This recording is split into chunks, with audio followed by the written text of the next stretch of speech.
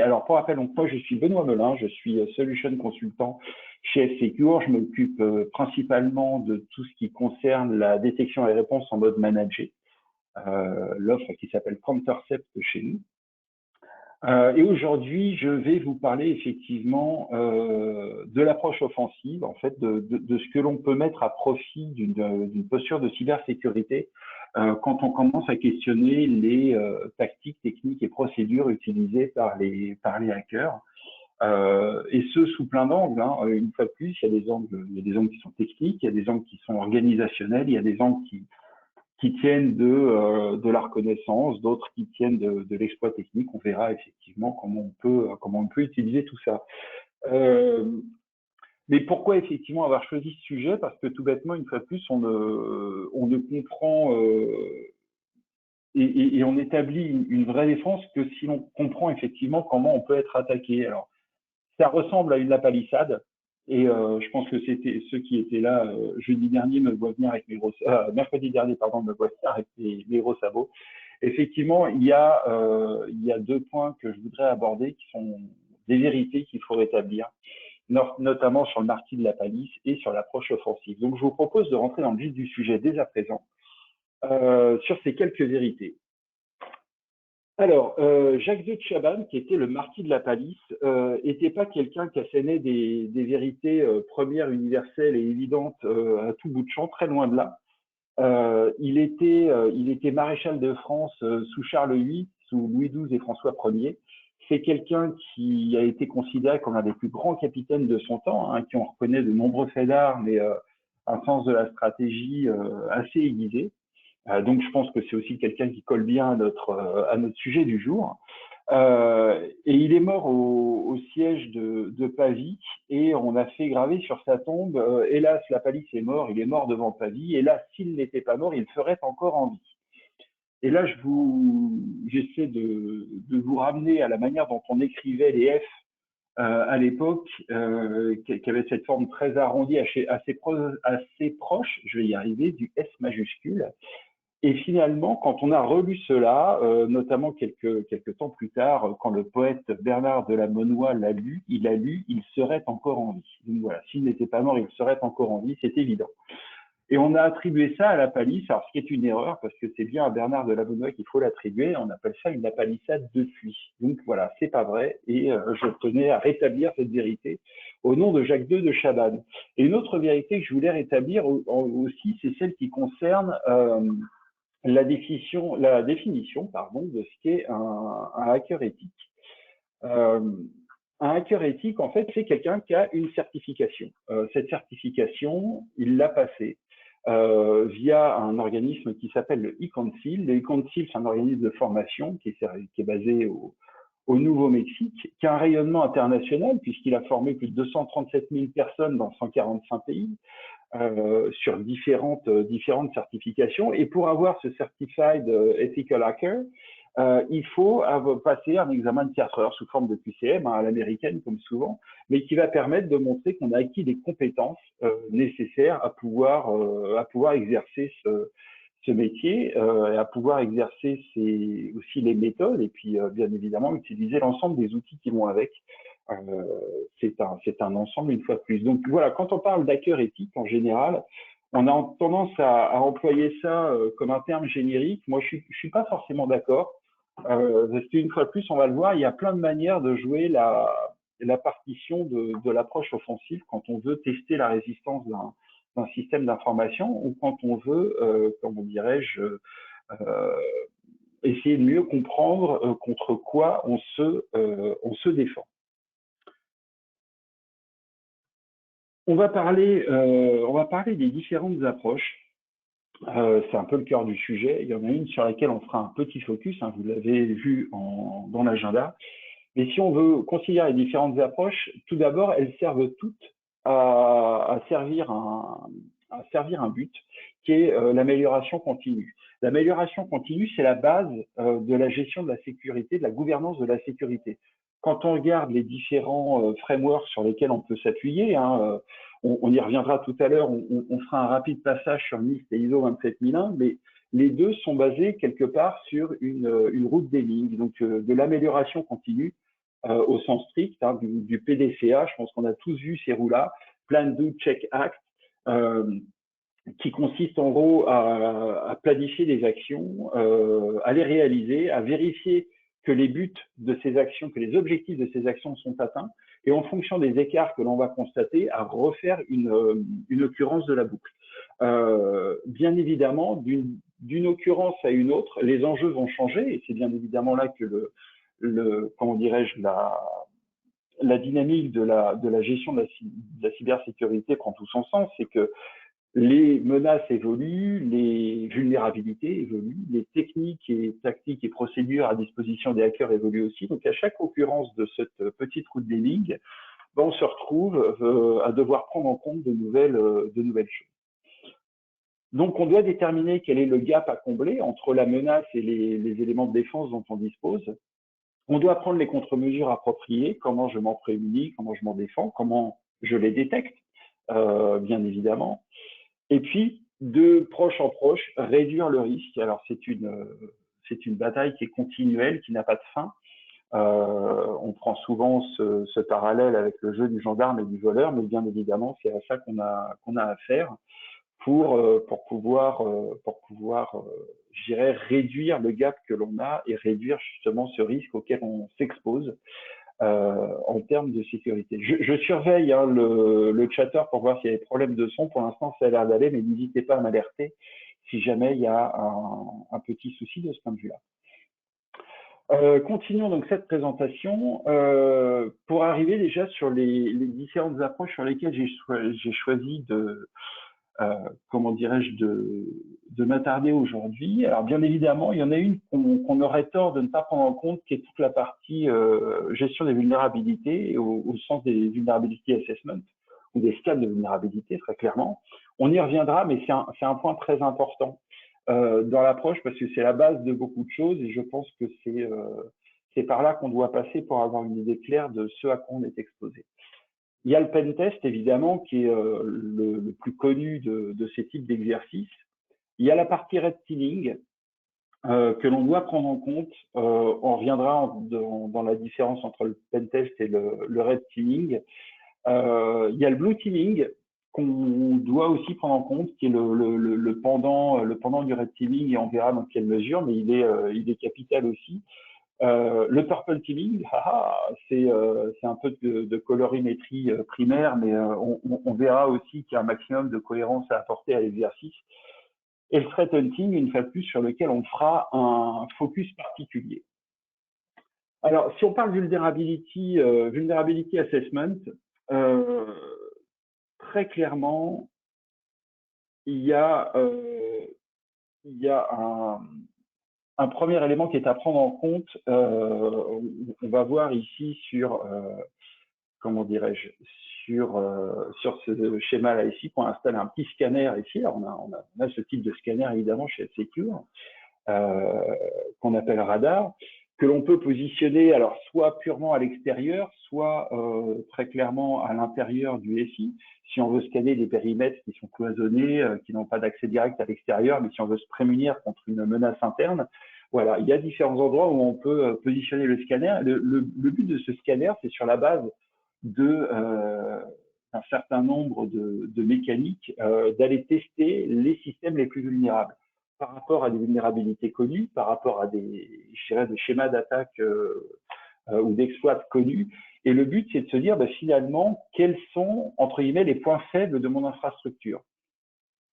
Donc, ça va concerner un périmètre qui est un périmètre technique, vu que là, on va vraiment jouer des choses très automatisées sur la base de nos connaissances, hein, à la fois sur les connaissances des techniques d'attaque et à la fois sur les connaissances de vulnérabilité existantes, pour essayer de déterminer, donc dans un rapport, les vulnérabilités présentes, celles dont on connaît déjà les moyens d'user et d'abuser, hein, les exploits existants sur un certain nombre de ces vulnérabilités et potentiellement les remédiations et résolutions possibles. Donc le but ici, ça va être effectivement de cartographier l'ensemble du périmètre technique et de voir quel est son taux d'exposition. Ça peut être également un taux d'obsolescence. Hein. Souvent, ça va de pair avec les vulnérabilités, mais s'assurer qu'on a une infrastructure qui est à jour, qui est en tout cas suffisamment à jour pour ne pas avoir trop de vulnérabilités connues qui seraient facilement exploitées par un acteur malveillant. Alors, si on prend la kill chain, moi j'aime bien la kill chain parce qu'elle est claire, elle est relativement simple à lire. Alors, on l'a synthétisée, elle fait 7 étapes normalement, on l'a synthétisée ici en 6. Mais en gros, le vulnerability assessment, quelque part, c'est la phase de reconnaissance de la kill chain. Donc, c'est vraiment la première étape. Mais c'est potentiellement ce que les acteurs malveillants vont réaliser avant de s'attaquer à un SI en particulier. Dans le monde cybercriminel, on sait qu'il y a des gens qui font tourner des scanners, qui font tourner des bots, qui vont scanner des machines, qui vont scanner des firewalls, qui vont scanner des passerelles VPN, des serveurs web, etc., etc. Enfin, tout type de services exposés à l'extérieur et en ressortir un certain nombre de données qui seront revendues après sur le darknet pour permettre à d'autres acteurs d'aller jouer un certain nombre d'attaques. Donc vraiment, c'est le point 1 d'une attaque en bonne et due forme. Donc c'est intéressant aussi d'avoir cette visibilité sur comment on est exposé, comment on est potentiellement vu de l'extérieur par un acteur malveillant. C'est l'équivalent des fenêtres et portes dans une maison ou dans un appartement. Si elles sont mal fermées, ouvertes, etc., etc., on a une porte d'entrée toute trouvée pour quelqu'un qui voudrait venir voler à l'intérieur de cette maison ou de cet appartement. On va rentrer dans la partie pentesting. Alors, le pentest, c'est l'exercice d'après. C'est-à-dire que le scan de vulnérabilité, une fois de plus, va nous donner les vulnérabilités présentes sur le SI. Le pentest, on va les exploiter, ces vulnérabilités. On va se positionner comme un attaquant vis-à-vis de l'extérieur. On peut aussi se positionner à l'intérieur, une fois de plus, dans des systèmes hyper cloisonnés dont certaines parties ne sont pas forcément accessibles depuis l'extérieur. On peut aussi considérer, alors que par des jeux de rebond ou par potentiellement une menace interne, on peut nuire à une partie d'un SI extrêmement spécifique et une fois de plus pas forcément ouverte à l'extérieur. Donc, dans l'approche de pentesting, le but va être d'aller au-delà du simple constat de la vulnérabilité. Le but va être de l'exploiter, de voir dans quelle mesure on peut avoir de l'accès à l'information, avoir de l'accès à des comptes à privilèges, pouvoir continuer à faire son chemin au sein du SI sur lequel on fait l'exercice. Donc, c'est une fois de plus un périmètre technique. On va retrouver, j'irai dans les outputs, dans le document de synthèse qu'on peut ressortir d'un pentest, les vulnérabilités présentes, bien évidemment, pour comprendre comment la personne qui a réalisé ce pentest est entrée dans le SI, les exploits réalisés, sur quoi elle s'est appuyée, alors les exploits connus de telle ou telle vulnérabilité. Les objectifs atteints, alors dans le cadre d'un pentest, bien évidemment, il n'est pas question, on y reviendra plus tard, d'un point de vue légal aussi, il n'est pas question de détruire, de paralyser, de réaliser, je dirais, la phase 7 de la kill chain, qui est l'action sur l'objectif. Là, on va pouvoir, par exemple, déposer un fichier sur un serveur, on va pouvoir faire une copie d'une donnée juste pour montrer qu'on a atteint un serveur en particulier, par exemple. Donc, on va retrouver cette notion d'objectif atteint, on va retrouver les exploits réalisés, comme je vous le disais, bien évidemment, des possibilités de remédiation par rapport à l'ensemble de ces moyens qui ont été utilisés pour que cette simulation arrive jusqu'à son objectif. On a dans la famille des pentests, on a, comment dirais-je, plusieurs vraiment grands blocs. Il y a vraiment l'analyse de l'infrastructure qui est un point très, très, très important. C'est-à-dire qu'au-delà du scan automatique, on va vraiment essayer de récupérer une cartographie précise de l'environnement sur lequel le test se déroule. Bien évidemment, il y aura une analyse de risque liée à cette cartographie. On peut trouver des problématiques de configuration, on peut trouver des défauts de programmation, encore des vulnérabilités qui ferait écho à ce qu'on a vu précédemment sur le scan de vulnérabilité. Bien évidemment, on est ici dans un pentest où le pentester va adopter une position qui est proche de celle d'un hacker potentiel, dans la mesure où, une fois de plus, il va essayer d'aller le plus loin possible et laisser des traces pour effectivement montrer au client de cette prestation qu'il a été loin, qu'il a réussi à exploiter un certain nombre de ces vulnérabilités. Alors, il y a différentes manières de jouer le pentest parce qu'on voit bien que dans l'exercice, on peut partir soit complètement de l'extérieur, soit éventuellement de l'intérieur. Alors, on divise ça. Alors oui, évidemment, avant de vous parler de ça, on reprend la kill chain. Évidemment, je m'en mêle les pinceaux, excusez-moi. Sur la kill chain, on est quasiment à 6 sur 7. J'ai pas mis le 7 parce que la partie action sur objectif ici est remplacée par, comme je vous le disais, soit une copie d'une donnée, soit le fait de déposer un fichier quelque part, ou en tout cas de marquer sa présence à un endroit du SI où on est censé ne pas pouvoir être. Donc, on voit que c'est un test vraiment qui est beaucoup plus en profondeur, évidemment, que le scan de vulnérabilité qui reste un peu à la surface des choses. Mais une fois de plus, hein, c'est leur nature à chacune de ces approches, et c'est tout à fait dans l'ordre des choses. Donc, pour revenir à ce que j'avais commencé à dire, on a bien évidemment, par rapport à cette profondeur de test du pen testing, également plusieurs niveaux de départ. On l'a vu dans le schéma que je vous montrais, soit on peut être à l'intérieur. Si on veut tester le cloisonnement d'un SI, par exemple, on peut être tout à fait à l'extérieur, comme un hacker le serait. Et on va en fait cartographier les tests suivant trois dénominations. Donc, il y a le black hat, le grey hat et le white hat, qui vont caractériser. Alors, les définitions, j'aurais pu vous les mettre, mais elles varient parfois. On va se tenir plutôt aux suivantes si ça vous va. Vous avez tout à fait le droit de pas être d'accord.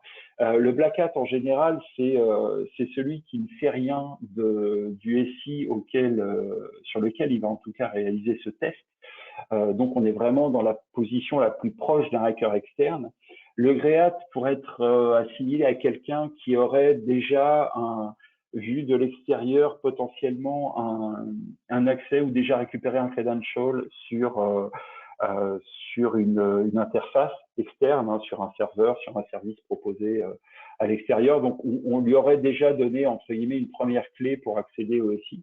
Et le white hat, lui, a beaucoup plus d'éléments et est là pour vraiment challenger très techniquement le SI auquel il se confronte. Donc, il est peut-être déjà à l'intérieur, il a déjà peut-être des credentials sur le domaine, ça peut être ce genre de choses. Et là, on est vraiment sur un test qui est extrêmement technique. Chacun de ces trois types de tests répond à des besoins particuliers une fois de plus. Et il peut être très intéressant dans des entreprises opérant dans des secteurs sensibles, une fois de plus, et j'insiste là-dessus, de tester le cloisonnement de leur infrastructure, puisqu'on peut avoir des secteurs de R&D très cloisonnés ou des secteurs répondant à des réglementations type OIV, OSE, etc., etc. C'est important d'avoir ces trois niveaux de test, on va dire. Ça permet effectivement de répondre à des besoins différents et je pense que les trois sont tout à fait légitimes. Il faut bien évidemment trouver le contexte en fonction. Voilà pour cette partie. On va rentrer sur la partie red teaming. Alors, la partie red teaming, je l'aime bien parce que c'est pour moi une des plus complètes. Et je pense que limiter la sécurité informatique à de la sécurité technique serait une erreur. On est ici sur un test qui va beaucoup plus loin que le simple pen test, qui lui est très technique, puisque là, on va aller, hop, excusez-moi, je suis allé un peu vite. Sur la partie red teaming, en fait, je vais pas dire c'est open bar, mais c'est pas loin. Le red teaming, c'est du no limit. On détermine une échelle de temps. Ça peut être un mois, ça peut être 3 semaines, ça peut être 15 jours, enfin voilà, une échelle de temps. Et en gros, l'équipe de red teaming peut utiliser tous les moyens qu'elle veut pour trouver le moyen d'entrer sur le SI visé. Alors, on va passer potentiellement par le fameux jeter de clé USB sur le parking de la boîte. Hein. Pour ceux qui ne connaissent pas, c'est très simple. Vous mettez une clé déroulée sur le parking, suffisamment visible pour que quelqu'un la ramasse. pour que quelqu'un d'assez curieux qui l'ait ramassé la connecte à sa machine et vous ouvre directement une backdoor sur le SI. Donc ça peut être ce genre de choses, ça peut être du social engineering aussi, on appelle le service informatique par exemple, hein, en se faisant passer pour Madame Michu, hein, toujours elle, qui a oublié son mot de passe et qui aimerait bien pouvoir se reconnecter à distance. Donc, on va avoir accès à des moyens dans le cadre du red teaming qui sont bien au-delà des simples moyens techniques, puisque une fois de plus, on va même tester presque de la sécurité physique, voire même la sécurité physique directement, vu que si on ne trouve pas de moyens d'entrée d'un point de vue informatique, on va potentiellement essayer de rentrer comment dirais-je, physiquement dans les locaux pour y implanter une clé USB ou essayer de récupérer un accès directement sur le réseau. Et donc, on va tester au-delà du SI, on va tester l'organisation, on va tester la sécurité physique, on va tester les processus de l'entreprise, puisque dans le cadre de Madame Michu qui appelle le support, bien évidemment, on sait que pour authentifier Madame Michu, ce serait bien d'avoir une question type challenge qui nous permette de savoir si c'est bien elle en lui demandant le nom de son chien, de son chat, de qui vous voulez. Voilà, donc c'est un test qui est extrêmement complet, qui est très intéressant, je pense, à jouer, alors qui est aussi un vrai révélateur pour la posture de sécurité d'une organisation. Et très clairement, donc, comme je vous le disais, voilà, on est dans du no limit. Donc pas de limite de moyens. Alors, une fois de plus, je ne parle pas des actions sur objectif, mais bien évidemment des moyens de rentrer sur le SI. Pas de limite de temps, ou en tout cas une limite de temps beaucoup plus importante que pour un pen test. Un vrai test d'intrusion grandeur nature, où là, on simule vraiment une attaque ciblée, c'est-à-dire que l'attaquant a décidé que ce sera vous et pas un autre. Et comme il a décidé que ce sera vous, tous les moyens seront bons pour rentrer sur le SI. C'est un vrai test de robustesse de la défense. Et là, la défense, on l'entend vraiment au sens de l'organisation de la sécurité, comment dirais-je, de l'organisation qui est visée. Excusez-moi, je vérifie juste 2 secondes. Non, voilà, le son, ça a l'air toujours bien. Hop là. Donc, on teste vraiment la robustesse de la défense et cette défense, il faut la comprendre au sens le plus large du terme. On va tester la détection, on va tester les processus. Enfin, c'est vraiment quelque chose d'extrêmement complet.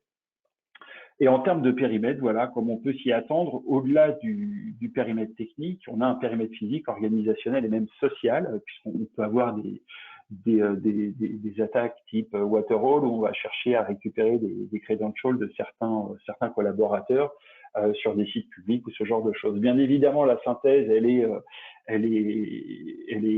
exhaustive sur ce type de test, vu que l'on va rendre compte de toutes les facettes de la défense de l'organisation. Donc on va pouvoir remonter au-delà de cette synthèse générale, bien évidemment, des plans d'action, de remédiation à tout ce qu'on a pu constater, les scénarios d'attaque utilisés. Donc on voit qu'on peut démarrer par du social engineering et finir par des actions techniques, etc. Donc c'est un test qui est très intéressant. Et on va couvrir, au même titre que le pen test, 6/7 de la key chain. Une fois de plus, on ne va pas aller faire d'actions destructrices ou de vol de données ou comment dirais-je, d'arrêt de production, ce genre de choses. Le but étant, une fois de plus, d'aller le plus loin possible et montrer à quel point on a pu effectivement prendre ces marques au sein du SI. La partie blue teaming, alors c'est le pendant du red team, mais à partir du moment où vous démarrez un test en red team, vous avez forcément une équipe de gentils, c'est la défense, à qui on peut dire, écoutez, dans les 4, 5, 6 semaines qui arrivent, il y a des gens qui ont essayé de rentrer. Charge à vous de les voir, charge à vous de les détecter, charge à vous de les arrêter si vous le pouvez. On n'est pas obligé de le faire quand on fait du red teaming, mais on peut également mettre un peu en stress l'équipe de cybersécurité et l'équipe de sécurité en général, vu qu'on a vu le périmètre du test, de manière à leur dire ouais, il va se passer quelque chose. ce serait pas mal qu'on puisse le voir. Et ça va permettre de tester vraiment les facultés de détection, les facultés de réponse aux incidents de l'équipe de défense, des moyens qui lui sont accordés, etc. Et une fois de plus, l'idée, c'est de faire du grandeur nature. On va vous attaquer, à vous de vous défendre. C'est un jeu très simple, hein, c'est comme de la prise de drapeau dans certains jeux type, comment ça s'appelle, le paintball par exemple, où il faut aller capturer le drapeau dans le camp d'en face. On est exactement sur cette même approche. Et c'est du coup très intéressant parce que on sait qu'il va se passer quelque chose. On va voir effectivement le degré de maturité de l'équipe qui défend, le degré d'efficacité des outils sur lesquels elle s'appuie. Et ça va être un vrai révélateur pour cette partie-là. Parce qu'on va aussi avoir, si on prévient l'équipe de défense, on va pouvoir avoir un débrief de leur part, de voir ce qui a fonctionné, de voir ce qui n'a pas fonctionné. Et je dirais tout le lesson learning associé à cette typologie de test est d'une richesse qui est extrêmement importante, une fois de plus, quand on veut enrichir et améliorer sa posture de sécurité. Practice makes perfect. Alors pour ceux qui étaient là, mon webinaire précédent, j'ai insisté sur le plan, practice, les 4 P de la préparation. Voilà, plan, prepare, practice, perform. Le fait effectivement de s'entraîner quotidiennement enfin quotidiennement, en tout cas le plus longtemps et le plus souvent possible. Parce qu'on ne vit pas des attaques quotidiennement. N'importe quelle organisation de cybersécurité aujourd'hui a un travail de fond qu'elle doit réaliser, mais n'a pas à lutter quotidiennement contre des hackers. Donc, le jour J à leur âge, quand il faut être prêt, ce serait bien de se donner un petit peu d'expérience par rapport à ça. Donc, le jeu de la prise de drapeau avec une red team et une blue team, il prend du sens ici parce que on va finalement simuler et s'entraîner pour pouvoir faire face le jour J à leur âge. Simuler des attaques et s'en défendre. Et finalement, pourquoi on ne changerait pas de rôle au bout d'un moment? Pourquoi finalement, si on le peut, l'équipe de Red Team ne deviendrait pas l'équipe de Blue Team sur une occurrence suivante, permettant à l'équipe de Blue Team de devenir l'attaquant? Ça va enrichir le background de chacun, du point de vue de la défense et du point de vue de l'attaquant. Et cette mentalité d'attaquant, finalement, c'est un des critères essentiels à la maturité de la défense. Donc, comprendre comment on attaque, comprendre comment on attaque d'un point de vue méthode, d'un point de vue technique,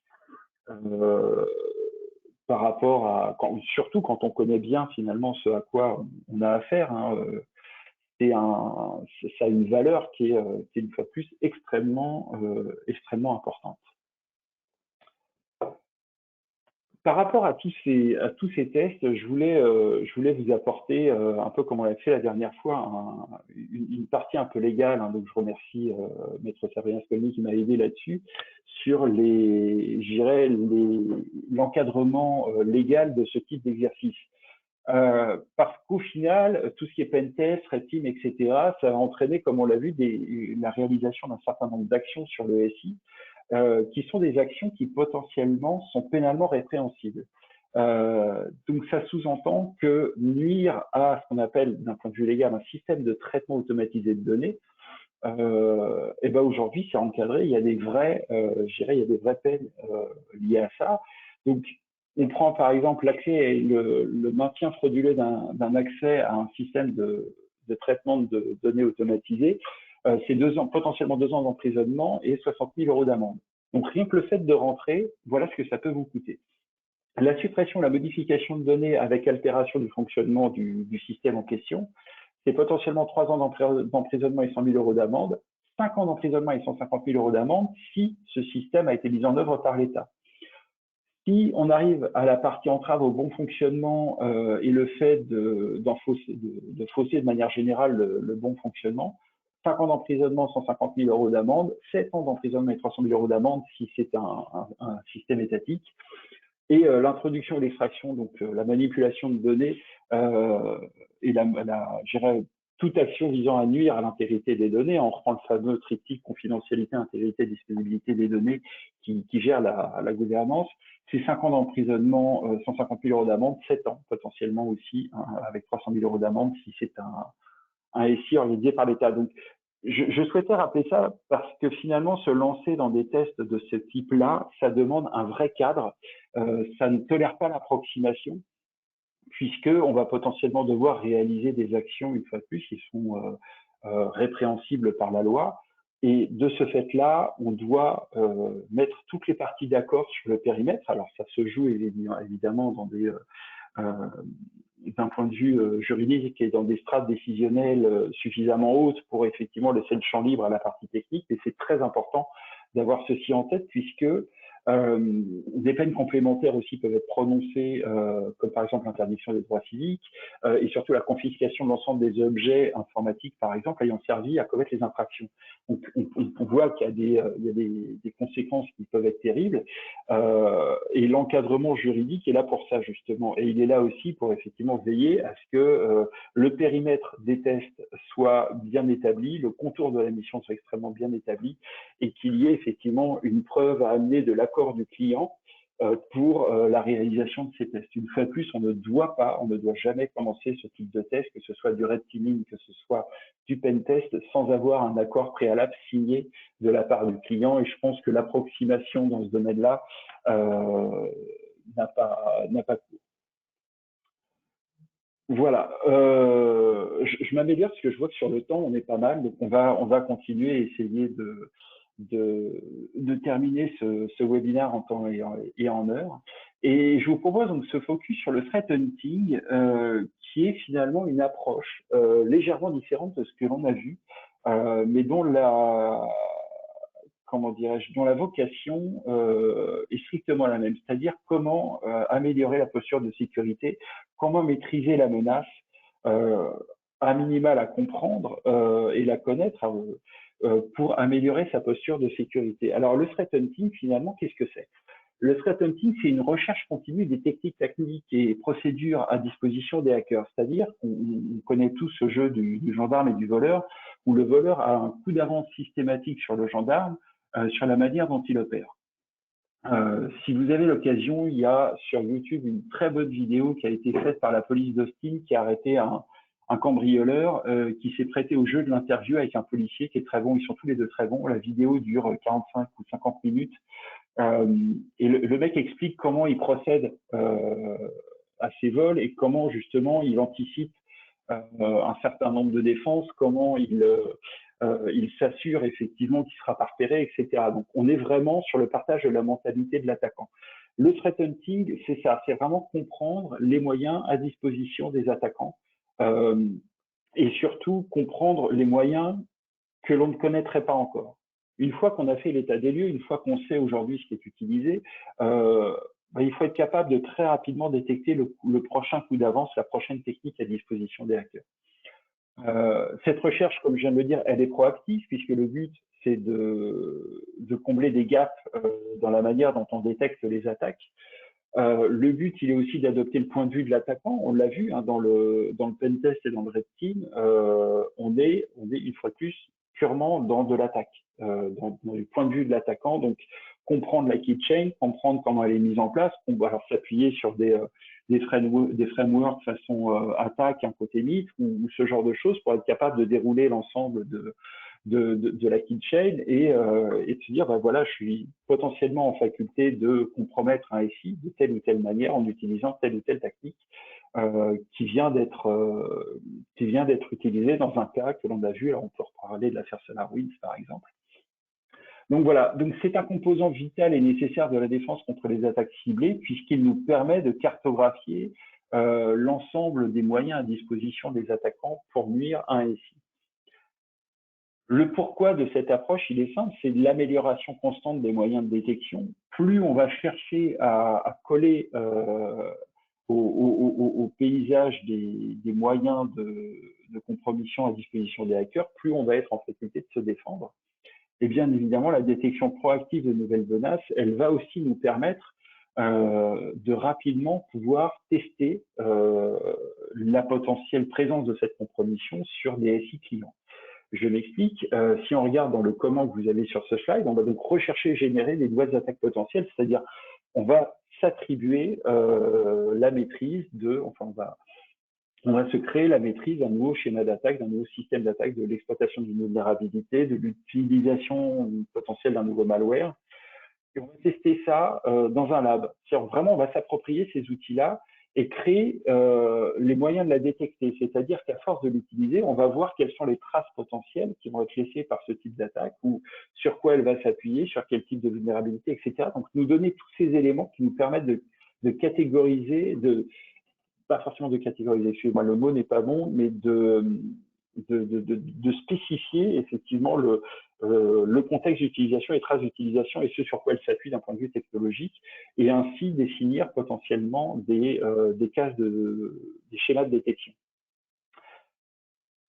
On va pouvoir ainsi, de proche en proche, automatiser la détection de ce type d'attaque, mais avant ça, et quasi manuellement, comme dans le cadre d'un processus MDR, on est en maîtrise de la télémétrie technique des SI de nos clients, on va être capable de manuellement aller rechercher ces traces de compromission pour initier une phase d'investigation et réponse si effectivement un client est concerné par cette nouvelle technique. Donc le but, c'est vraiment de se dire, on part du principe que s'il existe un type d'attaque novateur que l'on ne détectait pas avant, la première des choses que l'on va faire, c'est de partir du principe que tous nos clients sont concernés et donc on va rechercher cette attaque sur l'ensemble de la télémétrie des clients dont on dispose. Et bien évidemment, très rapidement, le but va être d'automatiser cela pour qu'on puisse effectivement passer à une nouvelle occurrence du cycle. Une fois de plus, on en revient à la route des lignes. On va passer à une nouvelle occurrence du cycle et on va tester, découvrir et tester un nouveau type d'attaque. Ce qui s'est passé récemment sur Hafnium, sur Sunburst pour SolarWinds, etc., ça a été un moteur extrêmement fort sur la partie détection et réponse dans nos processus de threat hunting, tels qu'on les réalise chez F-Secure, ce qui fait que, par exemple, au mois de février, on a modifié plus de 20% de nos règles de détection, ce qui est énorme par rapport à ce qu'on a l'habitude de faire. Donc, comme je vous le disais, cette amélioration permanente, et on voit le threat hunting, c'est une boucle, c'est vraiment une boucle dont le but est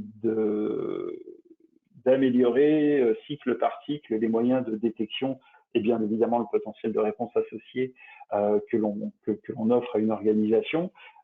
Et bien ça vient faciliter justement l'enrichissement d'une boucle de type ISO 27001 sur le SMSI, vu qu'on va avoir la gestion des assets par la gestion de l'EDR, on va pouvoir déterminer un certain nombre de comportements via l'UBA, etc. Donc, tout ça, une fois de plus, par l'enrichissement des règles de détection, va pouvoir venir enrichir cette roue de la même manière pour NIST également. On voit l'amélioration continue, je ne vais pas passer trop de temps, je pense que vous connaissez. Au pire, il y a beaucoup de littérature sur Internet sur ces deux frameworks que vous pourrez trouver facilement. Donc, de ce point de vue-là, on est vraiment avec une approche comment dirais-je, une approche threat hunting, on est vraiment dans cette amélioration continue. Et l'avantage qu'on va y trouver par rapport à des approches plus orientées mission, comme typiquement le pen testing et le red teaming, c'est que là, on est sur un travail de fond. On l'a vu tout à l'heure, il y a un travail de fond qui doit être fait par les équipes de sécurité et on vient enrichir ce travail tous les jours, toutes les semaines, tous les mois, toute l'année. Excusez-moi, je vais boire un verre d'eau. Petit chat dans la gorge. On va venir enrichir ce travail de fond et du coup on ne sera pas obligé d'attendre entre guillemets le résultat d'un scan de vulnérabilité, d'un pen test ou d'une mission de red teaming pour voir l'état des lieux et en tout cas mieux maîtriser la menace et les moyens de s'en prémunir.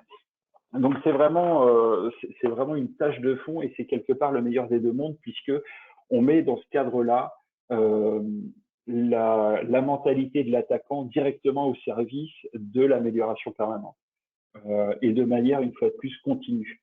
C'est vraiment ce terme continu qui est important à soulever ici. Voilà, donc du coup, ça permet effectivement d'avoir une réponse qui est beaucoup plus efficace. puisque typiquement, on va le voir sur la partie qui est en haut à gauche, après que je vais vous montrer, ici.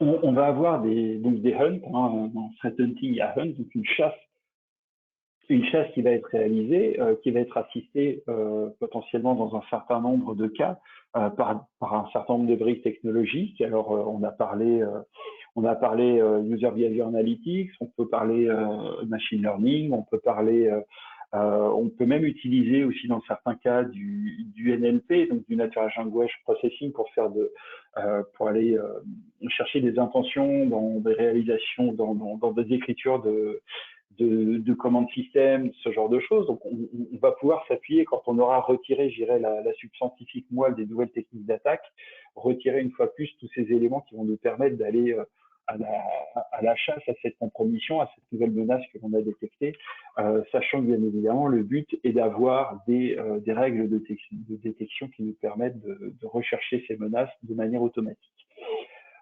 Et bien évidemment, comme on le fait de manière proactive, on va pouvoir rapidement réaliser des investigations et pouvoir déclencher, vous le voyez ici, les premières réponses à ces incidents dès que l'on trouve trace de cette compromission. Bien évidemment, identifier le command and control et couper les accès à l'attaquant, l'empêcher de réaliser ses mouvements latéraux et je dirais étendre son emprise sur le SI, lui retirer ses moyens de persistance et bien évidemment travailler sur la partie malware.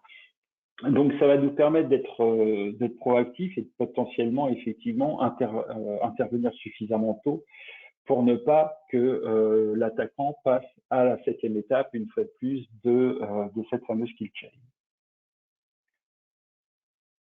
Donc, si on reprend ce que ça donne d'un point de vue de l'expérience du service de threat hunting, en gros, on va imaginer qu'on a cette télémétrie qui est déployée sur l'infrastructure cliente, hein, ici, avec un certain nombre de sensors sur la partie système. On peut avoir des passerelles avec des services SaaS. On peut avoir également accès à des logs, par exemple, de sécurité périmétrique ou des logs système. C'est toujours intéressant dans des phases de forensics, par exemple. Et on va remonter ça sur une plateforme de télémétrie, hein, qui est chez nous. Et là-dessus vont travailler, vous le voyez ici, un certain nombre d'équipes avec la fameuse DRT, donc notre Detection and Response Team, qui partage son plan de charge avec l'équipe de threat hunting. Vu que, et là j'en viens à la notion de purple teaming, hein, le blue team et le red team, on associe, on attribue 50% de temps de recherche aux gens qui font la DRT. Donc les gens qui sont là passent 50% de leur temps à être là et inversement. Donc ça veut dire on est à la fois dans les gens qui défendent et à la fois dans les gens qui attaquent. Donc ça permet aussi de maintenir un intérêt pour la mission, pour nos collaborateurs. Et on leur donne tous les moyens nécessaires pour pouvoir travailler correctement sur l'ensemble de ces deux aspects. Et c'est un point extrêmement intéressant pour eux. Du coup, si on a un attaquant qui vient se présenter dans l'infrastructure, alors bien évidemment, s'il y a le monitoring actif, hein, ce qui est noté ici, via nos règles de détection automatique, potentiellement, ça va faire sonner la télémétrie qui va alerter la partie DRT qui va pouvoir alerter le client. On a chez nous des SLA de 15 minutes pour ça. Bien évidemment, il y aura un travail d'analyse de cette alerte pour voir si c'est un faux positif ou non. Mais vu que l'on cherche, comme je vous l'ai expliqué, des traces de compromission extrêmement précises, potentiellement, on a très peu de faux positifs. On en a, mais on en a très peu. Et une fois le client prévenu, on va mettre le portail qui nous permet de discuter avec le client à jour avec l'ensemble des éléments. Je pourrais vous montrer ça sur un autre webinaire, mais on peut donner les IOC, on peut donner gérer les assets compromis, on va donner un executive summary de l'incident pour expliquer effectivement ce à quoi on a affaire et le degré de dangerosité. Et puis bien évidemment, derrière ça, pouvoir via l'EDR ou via les fameux sensors qui sont là, qui nous permettent aussi de réagir, on va pouvoir intervenir sur l'incident et qu'il ait des process, les bannir, isoler des machines et prendre un certain nombre de mesures qui vont nous permettre soit de ralentir l'attaquant, soit directement de découper l'ensemble de ses moyens selon la stratégie adoptée par les gens qui opèrent cette fameuse réponse à incident. Donc ça, c'est un cas relativement classique où on s'appuie sur des choses qui sont automatisées. Le deuxième cas qui est intéressant, on le voit partir effectivement de cette équipe de threat hunting, c'est on a identifié un nouveau malware, un nouveau type d'attaque, des nouvelles TTP à disposition des hackers, et donc on va passer une fois plus toutes ces informations que l'on a retirées des tests que l'on a réalisés à l'épreuve de la télémétrie pour voir si nos clients sont potentiellement concernés. Si nos clients sont concernés, bien évidemment, on va pouvoir créer, je vais être vite, excusez-moi, on va pouvoir créer une anomalie et rentrer dans cette même logique de ticket et de gestion de l'incident avec le client que l'on accompagnera sur la résolution de cet incident. Mais donc, de manière proactive, et dès qu'on aura connaissance, une fois de plus, de ces attaques et des moyens de la détecter d'un point de vue manuel, une fois de plus, le but est vraiment de gagner du temps, on va pouvoir effectivement aller chercher ça dans la télémétrie.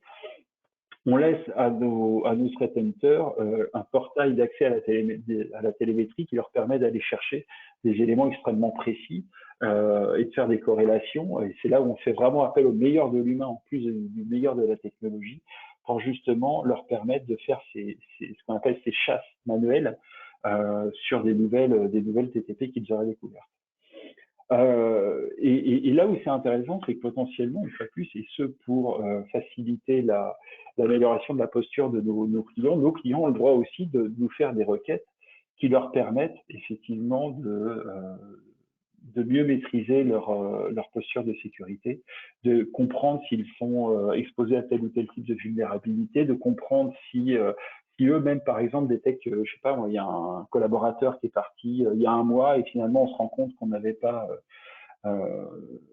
j'irais désactiver ses accès au VPN et que potentiellement il s'est reconnecté, on va pouvoir travailler sur la télémétrie pour voir s'il y a eu un incident de sécurité lié à ça, vu que potentiellement l'accès n'ayant pas été désactivé, ça n'aura pas généré en tout cas d'alerte de notre côté. Mais on peut faire un travail a posteriori et remonter l'activité de cet utilisateur malicieux dans le SI. Donc on a ces trois moyens de lever des alertes. Le proactive threat hunting étant effectivement ce qui illustre le mieux, comme je vous le disais, cette participation à l'amélioration permanente dans les travaux quotidiens des équipes sécurité. Alors juste pour terminer, avant de passer aux questions, donc voilà, on a vu la troisième partie de la Customer Inquiry, des fameuses requests. Et pour terminer, donc l'idée c'est une fois de plus de gagner du temps. Donc, si on gagne du temps, sinon on détecte quelque chose et si vous y êtes, exposé ou si vous êtes effectivement compromis par ce nouveau type d'attaque, on aura mis en place ensemble, les moyens de réagir très vite. Ça passe notamment par la réalisation de ce qu'on appelle des playbooks préautorisés, c'est-à-dire un certain nombre d'actions qui nous permettent de prendre des mesures de remédiation sans demander votre accord. Donc, on n'ira pas au-delà de ce que vous nous autorisez à faire, mais j'ai cité à titre d'exemple la partie isolation d'un host, le fait de killer, de bannir des process, ou ce genre de choses. Vous pouvez nous autoriser, nous préautoriser à réaliser ces actions-là, sachant qu'on n'ira pas plus loin sans votre accord. Et vous l'avez bien vu, sous 15 minutes, on doit vous prévenir, ce qui sous-entend d'avoir une matrice d'escalade flexible et à jour, et d'être prêt. Une fois de plus, j'en reviens des plan, prepare, practice, perform. On doit tous, entre vous et nous, être prêts à réagir et donc avoir l'ensemble du matériel nécessaire d'un point de vue de l'organisation pour ça. Donc cette partie playbook préautorisée, elle est super importante parce qu'une fois de plus, sur quelque chose de dangereux, sur quelque chose de potentiellement destructif pour vous, il est important que nous, on puisse réagir, prendre les bonnes actions et ensuite travailler le reste de la réponse avec vous. Un dernier point, la valeur de cette première réponse, et on terminera là-dessus, c'est assez critique, selon nous, parce que selon les modèles, le passage de la détection à la réponse, il n'est pas souvent si fluide que l'on aimerait le croire. Dans un modèle MSSP, on remonte assez naturellement du ticket Et une fois ce ticket remonté, il y a un temps de prise en compte par l'équipe concernée, si c'est du système, si c'est du réseau, si c'est, etc., etc. Et on voit qu'il y a potentiellement un gap qui existe ici entre je dirais entre la génération de l'alerte et le moment où on rentre dans la phase d'incident response. C'est pareil si on gère de l'EDR en propre, ça sous-entend d'avoir quelqu'un en permanence quelque part derrière la console qui va pouvoir réaliser les arbitrages, passer l'incident à la bonne personne et même potentiellement, si l'incident est grave, aller chercher des équipes d'IR en externe, parce que c'est quand même de la compétence extrêmement rare, extrêmement peu disponible et souvent assez cher même, pour pouvoir travailler sur les aspects réponses. Et on voit qu'il y a potentiellement un temps, une fois de plus, qui est important ici entre le moment où l'alerte est levée et le moment où on commence à travailler vraiment le sujet.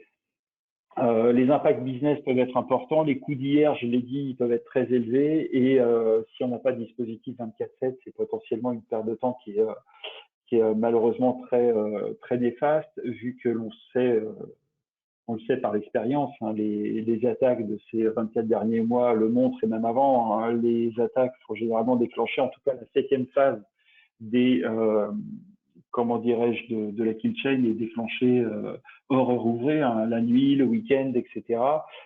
Et quand on a des actions majeures, par exemple tout ce qui va concerner la partie compromission des AD ou ce genre de choses, voilà, des annuaires de manière générale, tout ça va se passer hors heure ouvrée pour être le plus discret possible. Donc, ne pas avoir de dispositif 24/7, c'est un vrai danger dans ce cadre-là.